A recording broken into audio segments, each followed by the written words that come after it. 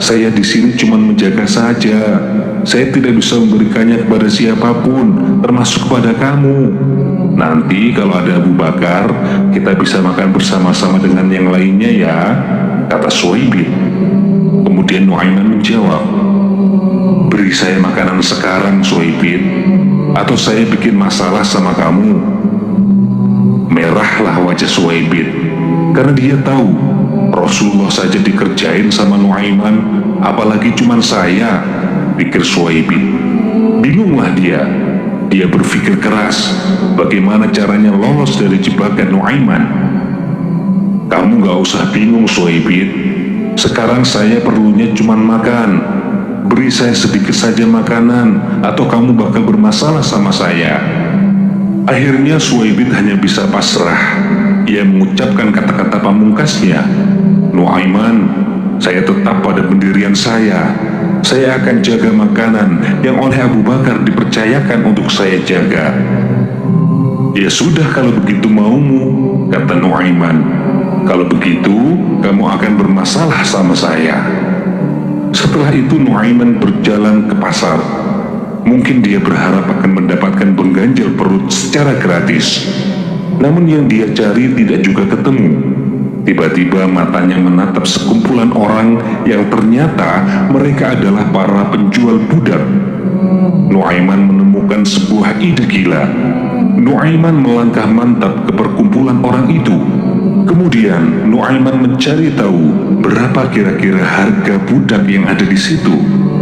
Ternyata umumnya harganya di kisaran 100-300 dirham. Nuaiman kemudian mendekat kepada penjual budak. Pak, saya punya budak yang mau saya jual murah. Kamu mau beli apa tidak? Tanya Nuaiman. Emangnya berapa harga budakmu? Tanya penjual itu. Aku menjualnya untukmu 20 dirham saja, kata Nuaiman. Penjual budak itu kaget. Loh, kok murah sekali? Itu budak apa? Jangan-jangan dia budak yang sudah tua dan sakit-sakitan, kata penjual itu. Tentu saja tidak dong. Dia masih muda seperti saya, tapi dia punya sedikit masalah, kata Nuaiman. Makanya aku berniat menjualnya dengan harga murah. Emang apa masalahnya? Kata penjual itu mulai antusias. Dia itu gak mau mengakui kalau dia itu budak. Dia selalu mengaku kalau dia itu manusia yang merdeka. Itu saja cacatnya. Selebihnya dia masih sangat kuat. Dia sangat amanah dalam bekerja, kata Nuaiman. Mendengar itu, semua pedagang budak tiba-tiba saja sudah berkumpul dan ingin membeli budak yang dijual oleh Nuaiman. Kemudian Nuaiman membawa pedagang itu ke suatu tempat.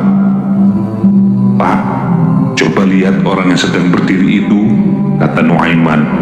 Itu loh, orang yang berdiri di depan kotak roti. Dia itu budak punyaku. Sekarang bayar dulu uangnya dan kalian boleh membawanya pergi, kata Nuaiman. Maka si pedagang itu segera membayar 20 dirham kepada Nuaiman. Mereka bergegas menuju ke orang yang disebut Nuaiman sebagai budaknya dan segera membawanya pergi. Dan tahukah Anda siapa orang yang dijual oleh Nuaiman? Iya benar, orang yang dijual oleh Nuaiman ini tidak lain adalah Suhaibid bin Harmalah. Tentu saja Suhaibid menolak dibawa dan meronta-ronta. Ia berteriak dengan lantang, aku bukan budak, aku ini orang merdeka. Namun para pedagang budak itu tidak mau tahu, karena yang ia tahu Suhaibid adalah budak yang tidak pernah mengakui bahwa dirinya adalah seorang budak, seperti yang sudah diceritakan oleh Nuaiman. Setelah itu Nuaiman membeli makanan dengan uang hasil penjualan Suhaibid. Tidak lupa ia juga membeli oleh-oleh untuk sanak kerabatnya di Mekah. Pada masa itu, Syam adalah negara superpower seperti Amerika saat ini. Tentu saja harga barang di sana sangat mahal. Namun itu bukanlah masalah bagi Nuaiman, karena dia sudah memegang uang banyak dari hasil menjual Suhaibid. Tidak lama kemudian Abu Bakar datang. Beliau bingung karena mendapati Suhaibid tidak berada di tempatnya. Loh, bagaimana ini? Kunci makanan ada di Suhaibid. Sekarang sudah waktunya makan. Semua orang sudah lapar, tapi Suhaibit tidak ada. Nuaiman kemudian menjawab, Suhaibit sudah saya jual, ya Abu Bakar. Loh, bagaimana ceritanya kamu menjual temanmu sendiri? Kemudian Nuaiman menceritakan dengan jujur semua yang terjadi. Nuaiman ini sebenarnya orangnya jujur, apa adanya. Tapi ya begitu, ia sering sekali menyusahkan orang lain. Setelah Abu Bakar mendengarkan cerita dari Nuaiman, Abu Bakar minta diantarkan ke tempat penjualan budak. Dibelinya Suhaibit yang sementara waktu menjadi budak dengan menggunakan uang Abu Bakar. Dan sekarang Suhaibit menjadi manusia merdeka lagi. Singkat cerita, mereka kembali ke Mekah. Diceritakanlah kisah dijualnya Suhaibit oleh Nuaiman kepada Rasulullah SAW. Perawi mengisahkan bahwa setelah mendengar kisah itu, Rasulullah SAW tertawa terbahak-bahak hingga para sahabat dapat melihat gigi geraham beliau. Perawi lain mengatakan, sampai setahun setelah kejadian itu terjadi, Rasulullah masih sering menceritakan kisah penjualan Suhaibit ketika ada tamu yang datang kepada beliau. Jadi sahabat teman bercerita yang dirahmati Allah, jangan dibayangkan bahwa semua sahabat Nabi adalah orang yang pendiam, orang yang khusyuk, orang yang selalu lurus dalam bersyariat.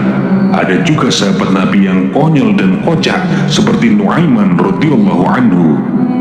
Pernah juga suatu ketika Rasulullah didatangi oleh para petinggi dari beberapa kerajaan tetangga. Mereka ingin tahu apa itu agama Islam. Mereka datang dengan kendaraan yang sangat istimewa, yaitu unta dan kuda yang kualitasnya sangat bagus. Namanya saja kendaraan istana, pastilah hewan-hewan pilihan. Diikatlah hewan tunggangan itu di depan rumah Rasulullah. Kemudian para tamu itu dipersilakan untuk masuk.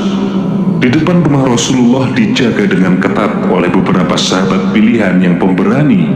Mereka adalah Sayyidina Umar, Sayyidina Hamzah, Sayyidina Ali, dan Sayyidina Sa'ad bin Abi Waqqas. Siapa yang tidak mengenal mereka? Mereka adalah para petarung tangguh di medan perang. Mereka adalah para sahabat yang terkenal kuat, tangguh, cerdas, dan penuh dengan strategi. Tiba-tiba datanglah Nuaiman. Seperti kita tahu, jika Nuaiman datang, pastilah ada kejadian aneh yang akan terjadi. Akan ada cerita lucu yang bakal terjadi. Diriwayatkan bahwa ketika Rasulullah sedang bersedih, kemudian Nuaiman datang, maka Rasulullah akan tersenyum. Maka para sahabat itu senang jika Nuaiman datang, karena pasti Rasulullah bahagia. Maka bergabunglah Nuaiman dengan para sahabat itu. Kemudian seperti biasanya, jika ada Nuaiman datang, mereka pasti akan bercanda. Nuaiman, unta ini besar sekali ya. Pasti dagingnya banyak kalau disembelih, kata Sayyidina Hamzah. Iya juga ya, kata Nuaiman.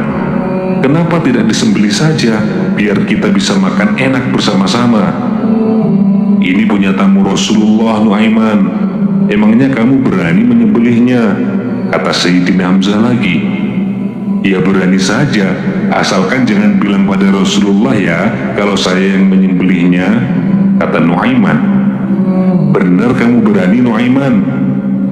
Benar dong. Para sahabat itu kemudian tertawa bersama-sama. Mereka kemudian melanjutkan obrolan ke hal yang lain dan melupakan obrolan tentang unta, karena obrolan unta itu murni hanya sebagai candaan.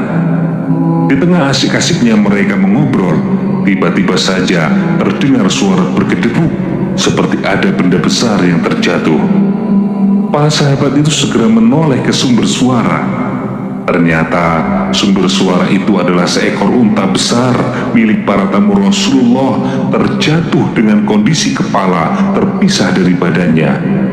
Di samping unta itu berdiri Nuaiman dengan memegang pedang yang berlumuran dengan darah.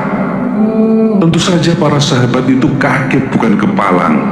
Candaan mereka tadi ternyata benar-benar dilakukan oleh Nuaiman.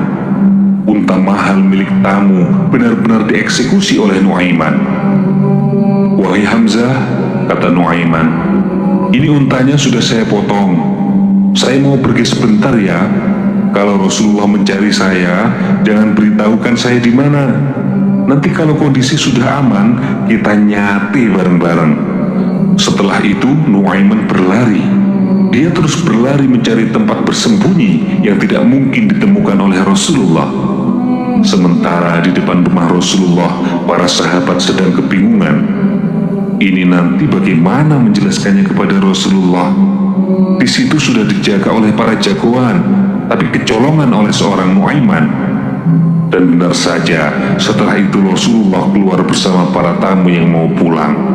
Melihat untanya sudah terpenggal, berteriaklah para tamu itu, "Untaku, untaku, apa yang terjadi dengan untaku?" Baru mau kenal Islam, kendaraannya sudah tewas. Rasulullah kemudian memandangi satu persatu sahabat di depan rumahnya. Ada Sayyidina Hamzah, ada Sayyidina Umar, ada Sayyidina Ali. Mereka tidak bisa berkata apa-apa. Mereka hanya berkata, "Nuaiman ya Rasulullah." Rasulullah kemudian memerintahkan kepada Sayyidina Umar, "Wahai Umar, ambilkan uang untuk mengganti unta itu. Ganti dengan harga 2 kali lipat, supaya nama Islam tidak